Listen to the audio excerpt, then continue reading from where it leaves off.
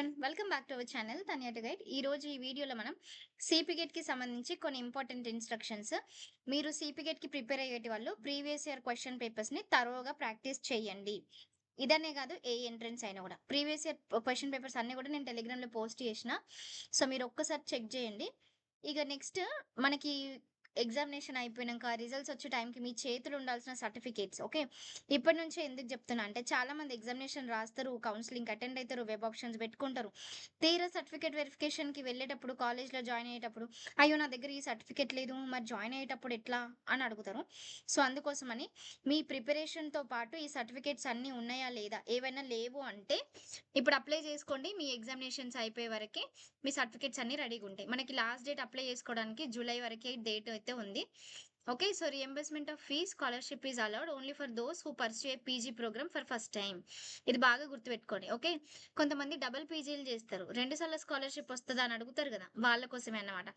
So reimbursement of fee or scholarship is only allowed for one who pursue a PG for the first time. మీరు first టైమే PG కనుక చేస్తేనే మీకు reimbursement వస్తుంది.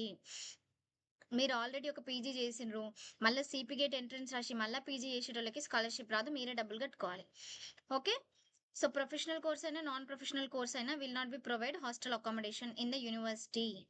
Okay, so ఎట్లాంటి hostel facility లేదు, provide చేయమని వీళ్ళు చెప్తున్నారు. As per government of TS social welfare educational department the fee scholarship reimbursement is not allowed to such candidates. Okay, next instruction.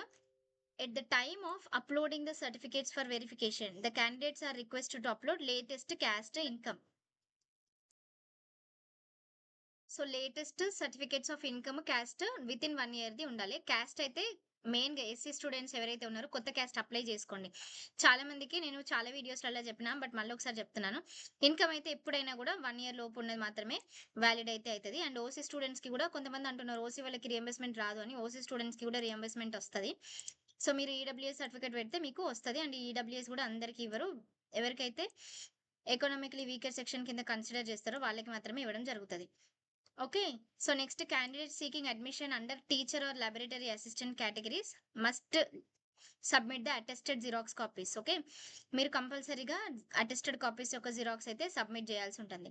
And ఎవరైతే ఫిజికల్లీ ఛాలెంజ్ వాళ్ళు ఉంటారో వాళ్ళు కూడా సదరన్ సర్టిఫికేట్ ఉంటుంది కదా, సదరన్ సర్టిఫికేట్ సబ్మిట్ చేయాలి. ఎన్సీసీ స్టూడెంట్స్ అయితే NCC certificate కూడా సబ్మిట్ చేయాలి. Okay, next important thing self finance courses. Okay, will not be provide hostel facility. Self finance courses కి మీరే డబ్బులు పే చేసుకోవడం ఉంటుంది. అండ్ అట్లాగే వాళ్ళకి హాస్టల్ ఫెసిలిటీ కూడా ఉండదు అన్నమాట. ఓకే, ఇవన్నీ మెయిన్ ఇంపార్టెంట్ థింగ్స్. కండిషన్స్ కూడా admission of a candidate into the same course which he or she completed through regular mode or distance mode is not allowed. Okay, మీరు already ఒక course రెగ్యులర్లో కానీ డిస్టెన్స్లో చేసి మళ్ళీ ఇప్పుడు అదే కోర్స్ చేయాలనుకుంటే మీరు నాట్ ఎలిజిబుల్ అని క్లియర్గా మెన్షన్ చేసిండ్రు. ఓకే, నెక్స్ట్ ఇక్కడ చూడండి. The university has reserve the right to delete any of the course or subject mention. Okay, university వాళ్ళకి రైట్స్ ఉంటాయని మెన్షన్ చేసిండ్రు. ఇదిగోండి ఇవన్నీ subjects. Next master of education, data science, ఇట్లా చాలా కోర్సెస్ ఉన్నాయి. ఎవరైనా ఇంకా కంప్లీట్ అవగాహన లేకపోతే ఏదో నేమ్సేకి అప్లై చేసినామంటే ఒక అవగాహన కలిగే చేసుకొని మీరు అప్లై చేసుకోండి. ఓకే, ఎంఏ హిందీకి ఏం ఉండాలి అని అడుగుతున్నారు.